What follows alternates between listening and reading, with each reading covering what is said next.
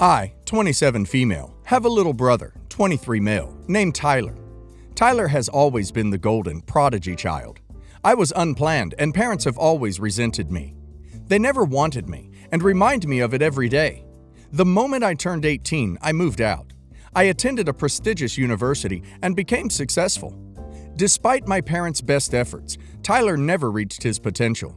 This didn't upset my parents, even after he dropped out of college, right before getting his degree. He finally pushed our parents off the edge after finding out he had twins with a girl he slept and broke up with in high school. My parents were furious and finally kicked Tyler out. A few months ago, Tyler reached out to me, begging for a place to stay for a little while. He had run out of rent money and needed help. I was reluctant, but soon broke down. I did request that he found a job as soon as possible. He agreed, and I told him my new address and flew him in. Things started off fine, and I brought home job papers and brochures as an attempt to get him working again. He signed up for a few interviews, dressed up all nice, and left the house. He wouldn't be back till late at night, or sometimes even the next morning, saying he got caught up or met old friends. Long story short, in his off time, he was seeing a girl. Tyler started bringing her around a lot more often, and after a few months, I realized that she was starting to get big. Soon, they let slip that the child was conceived in my home. I was angry and almost kicked them out there, but didn't have the heart to do it. Tyler mentioned something about our mom and dad wanting to meet his new girlfriend. I said it was probably a good idea for him to head home. In a few weeks, I heard knocking at my door. Tyler had invited our parents over to my house to meet his girlfriend in hopes of them being proud and letting him back into the house. I was furious, but I wasn't going to give up on this opportunity to get Tyler out of my house. We sit down and ate dinner, but the entire experience was horrible. My parents ignored me the entire time and forgot my name. They talked about how much they missed Tyler and regretted what they did, but were proud of his success and huge living space. They were sure it was his home, and my brother didn't even defend me. He went along with it as if it was his own home. The conversation turned to Tyler and his significant other's romantic stories. Quickly, I saw timelines didn't add up. He had to have been seeing her while I was at work, and he was supposed to be finding work. Here's where I think I might be the a-hole in the situation. I told them all to leave, politely, but things escalated when I ended up insulting the lot of them before forcing them out of my door. I set them up in a motel for the night. Since then, my brother keeps texting me about how our parents won't let him back and how he doesn't have enough money for rent. I keep refusing, but I'm starting to feel a bit guilty. So, am I an a-hole? Not the a-hole. Your brother was literally using you for your house. I know you feel bad, but if you let him back, he'll use you again. Cut ties with him and your parents. You're already nice enough to set them in a motel. That's completely enough. Tyler is old enough to make his own decisions. If he makes a girl pregnant, he can't dismiss it. His fault, not yours. Absolutely not the a-hole. You didn't even have to welcome him in the first time, and when you did, with the condition he get a job, not only didn't he do so, he went and got another girl pregnant. He has made his bed. He is an adult, and now he gets to lie in it. Do not feel guilty. He took advantage of you, disrespected you, and broke your boundaries. Absolutely do not let him back in, or he will never leave, especially with a child. They will take over your home and life and make you miserable. Please, please, please, trust your instincts. They are shouting at you not to allow him back. You would be the a-hole to yourself if you allow him back in. I, 32 female, am 1 week postpartum from having my son. Because of COVID times, during a natural birth, you're allowed 2 people in the delivery room. For C-section, you're only allowed a spouse or father of the child. At the time of my due date, my son was in breech position. Up until about a week and a half before the date, we had always thought it would be a natural birth, but we had never discussed who else would be in the room. I really wanted my mom to be there for comfort, but it was never discussed between my husband and myself. So at this last appointment, Hank was still breech, and we assumed it would be C-section. That morning, Hank turned, and it would be a natural birth. In came the long labor. My mom was so excited when I told her because that meant she could be there for me. She knew I was scared and was worried for both of us. I told my husband to call my mom and explain the procedures of getting in so she could be there, and he became furious. He told me that it wasn't fair if my mom came to witness the birth of her grandchild and his couldn't. While I like my mother-in-law, I was in pain and I just wanted my mom. I was in pain and scared at the time, so I started crying, and he accused me of trying to lay a guilt trip on him. I was honestly emotional, exhausted, and in pain. He would not let this go and put his foot down that she could not come. I couldn't fight that and contractions, so I let it go. It's been a week, and my mom is so upset with him because he put his selfishness above me. It's almost like World War III at this point. I feel like an a-hole because I didn't stick up for myself or my mom. He trashed my mom, and I didn't take up for her. Should I have said something or played the peacekeeper? Edit. I do take responsibility for not having a birth plan and not discussing it beforehand. I had been taking advice while I was pregnant, and I came to the conclusion that no matter what happened, the birth plan would probably go out the window. It was chaotic, and I just didn't want to get my hopes up for doing things a certain way and then changing at the last minute. But my mom had always been part of my plans. That is my fault for not communicating that. Also, edit. My husband up to this point had always been a caring person. He has had his selfishness in the past, but nothing like this. Truthfully, he has gotten a bit more selfish since Hank arrived. It's been a bit of a letdown, but I'm trying to make it work for my son's sake. I am an empath, so I always feel guilty when someone's feelings are hurt. I tend to be a bit sensitive as well. I want everyone to be okay, but this just bothers me so much. Not the a-hole. It's not your fault. You were in a place of pain and suffering as you were birthing your son, and your husband was being a prick because his mother couldn't be there. For you, your mother being there is a thing of comfort. Also, guilt trip? Really? You were in pain. I would really second-guess your marriage to him because, really, he is really selfish. Tell your husband that his mother can come and witness the birth of her next grandchild once he's able to give birth instead. My wife and I have had a rocky relationship over the last few weeks. We have 2 young kids under 6. We are going to our second marriage counselor now and have been making progress on removing resentment and communicating better.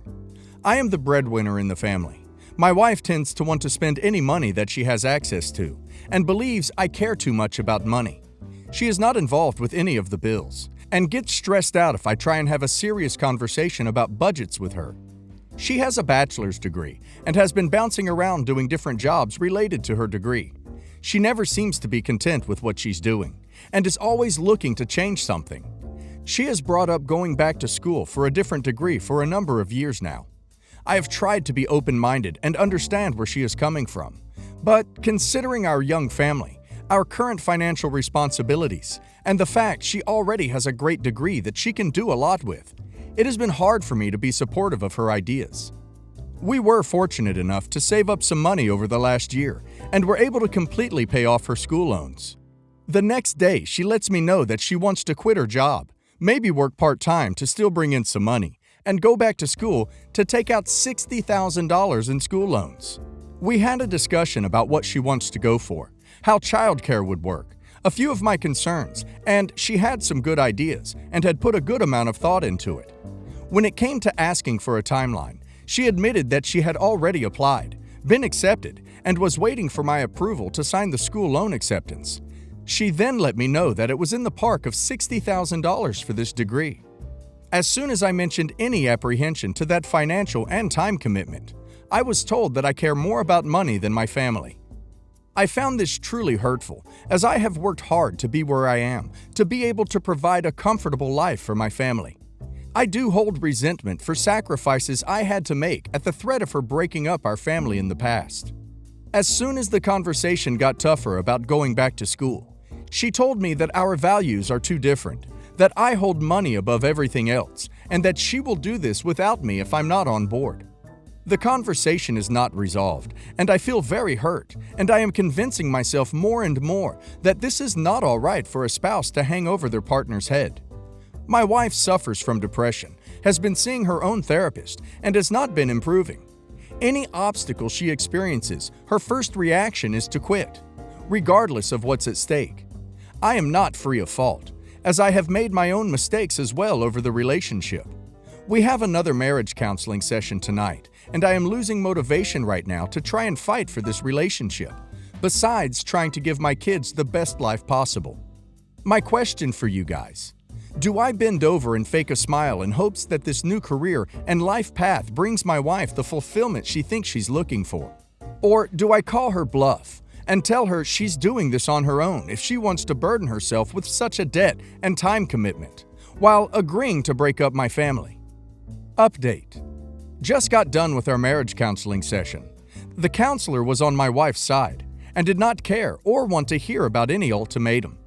I am supposed to be more compassionate to my wife's feelings and desires and need to support her on this decision. Basically, I was given the same scenario by the counselor. If I want to stay in this marriage, then this is something my wife has to do. I will still be looking into protecting myself and consulting a lawyer. How funny that she's accused you of devaluing your family when she can't seem to make a single sacrifice in the name of family herself. You have kids. I assume you'd like them to have the option of going to college without taking on massive amounts of debt, so money needs to be set aside for that. You also have every right to want a nice house in a good school district, an array of extracurricular activities to choose from, good clothes, and healthy food for your kids. All of those things cost money. Your wife could work a job related to her current degree and make money to put herself back through school. Plenty of people do. She doesn't need to rely solely on your income to do it. The real problem here is that your wife is selfish. She's unwilling to put the needs of the family above her own, and honestly, she doesn't make for a great spouse or parent. Call her bluff. You don't deserve to be manipulated. Update. After the original post, I was preparing for the end of my marriage. I was a mess and had a number of very weak moments. I will give my wife credit. She did see how hurt and distraught I was, and she did provide comfort and support. As mad as I was at her, it was needed and allowed us to be vulnerable enough to admit some things that were hard to hear. Our first couples counseling after the incident seemed like a joke when discussing our situation. But reflecting and talking it out like adults with my wife, I have learned a number of things. First, my wife agreed to not pursue furthering her college until we had looked over all the options and tried to figure it out together. She felt like she had tried to have conversations about her furthering her education and thought at this point her only option was doing it alone behind my back. I have been very dismissive of the idea, and it caused a lot of stress and anxiety to me about the financial and emotional burden that comes with it. This is partly my fault for not listening and understanding what she was feeling and what she needs in her life. Looking back on it now, I was upset that my wife and marriage counselor were not concerned about me being given an ultimatum about our relationship unless I allow my wife to burden us with more debt and disrupting our lives for her benefit. It was not fair of me to be the decision maker on what her life looks like, but it is both our faults for not communicating better over the last few years. Our marriage is not fixed by any means, but we have agreed to give it 6 months to a year to see if we can figure out and fix what is broken. In the almost 2 weeks since I made the original post, we had a number of very nice moments and have communicated and gotten along better than we have in years. We have learned things about each other that we didn't know and have enjoyed each other's company. This could and may be short-lived, but I am naively optimistic that we can keep our family together. I am still preparing for my backup plan in case things do not work out. Context.